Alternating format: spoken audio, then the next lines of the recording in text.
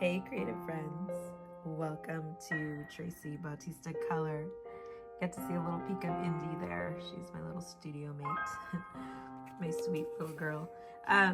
Today I just wanted to share a little behind the scenes peek at a workshop that I did for my play collective. It's the mixed media community.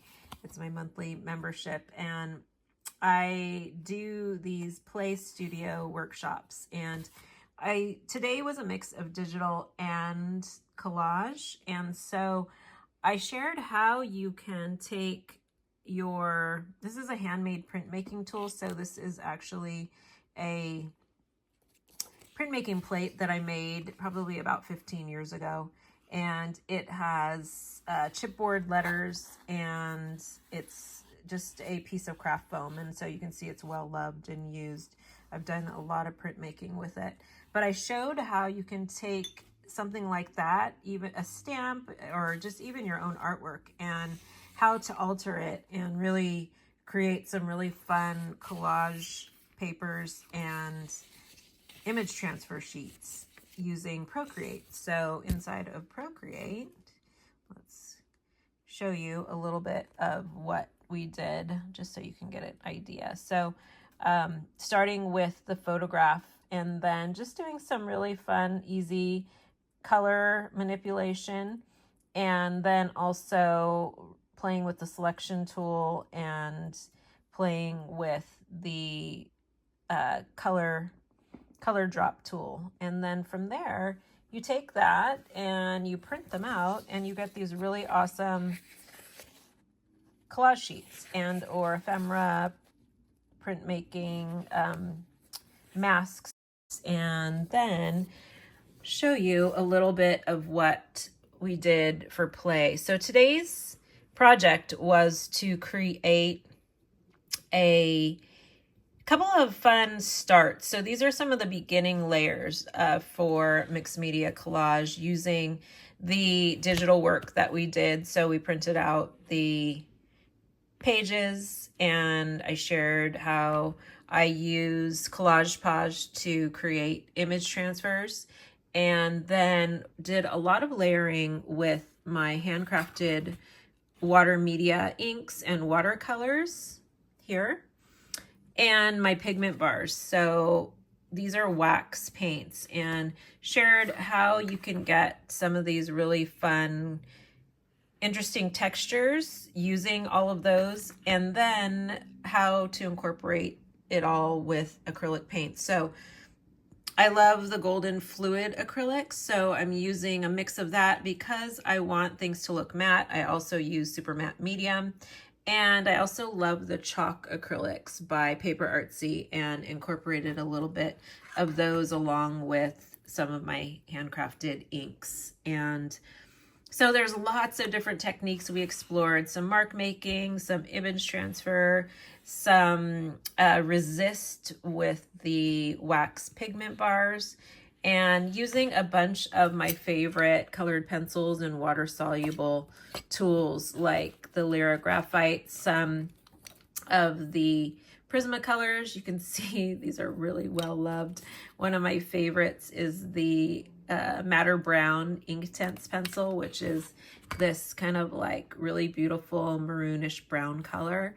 And I just shared a lot of really quick and fun ideas. The whole premise of this was to start and just to make marks and to start building out a series of these paintings using all of these different techniques. So I thought it would be fun just to show you some of the results and how you can really start to build out this series. So next up, I'll be playing and doing some more painting on top of these. I'll let them sit probably for a little bit and just come back to them and keep them out so that I can think about what I might want to do as I progress.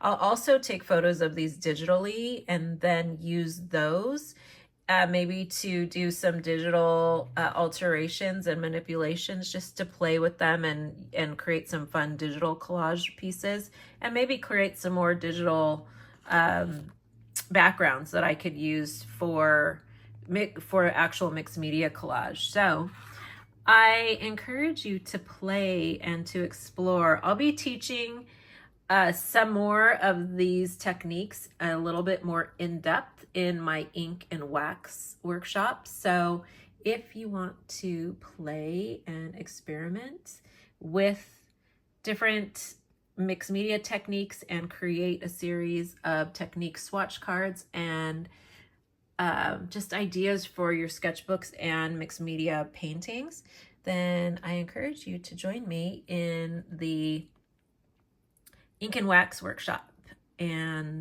or inside the Play Collective. You can actually join the Play Collective and get access to this workshop, which was an hour and a half, and you get some really fun digital and mixed media techniques.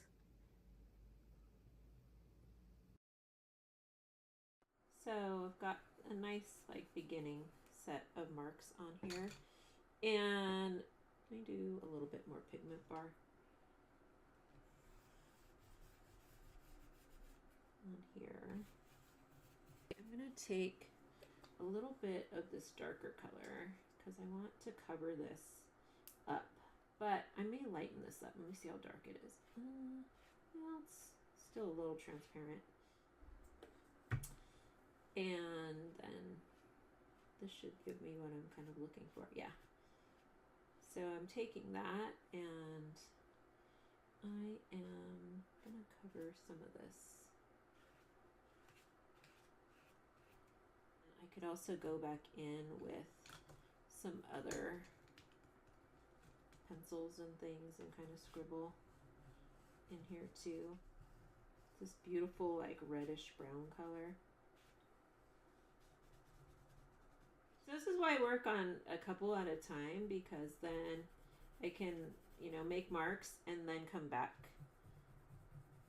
to it. So you can definitely see the difference in the pencil when this is still wet here, and then that one is a little bit drier, and that's because it's acrylic, but also because I use the super matte medium, so it dries pretty quickly. And here, that's a Prismacolor pencil. When you put the acrylic over the pigment bar, since the pigment bar is wax, the acrylic will resist the wax. So I can come back and just with my palette knife, come back and scrape this, and you'll start to see wherever I had the pigment bar, it will leave this nice little area. So I can take and get a little bit of that back. So that's why I wanted a color that was contrasted and something that would really give you a nice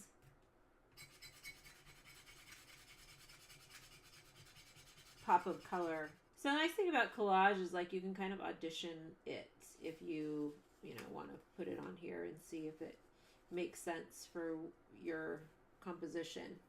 So I may collage that on there later, or do something where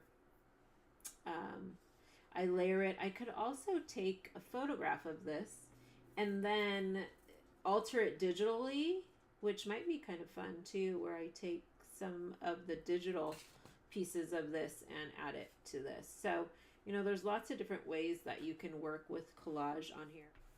So I'm just coloring on a piece of parchment paper. Transfer on here. And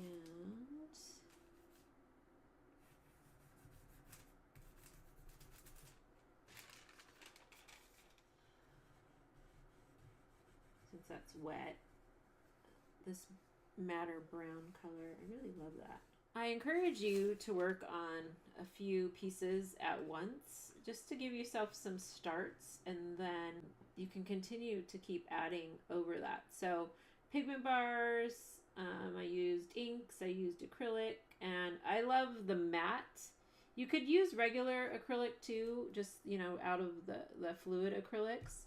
But for me, I really love the matte-ness of these chalk paints, or adding super matte medium to the color, because I don't like that shininess when the regular fluids dry. And then we played a little bit with image transfer, and then I'll probably do something with this collage piece. I've got some really cool starts. I think I'll probably do a layer of white over this so that I can scrape back and just get some of that color, or maybe even a different color. I don't know, we'll see. And sometimes I just let them sit for a while so that I can kind of think about what I want. And you can start to see how this starts to develop almost like a mini series. So if I wanted to continue, I could keep, working at this smaller scale, just as like, these are really great like samplers of things I could do larger, or these would be great little studies. So it's a fun way to experiment with techniques, and then also with different color palettes that you want to work with too.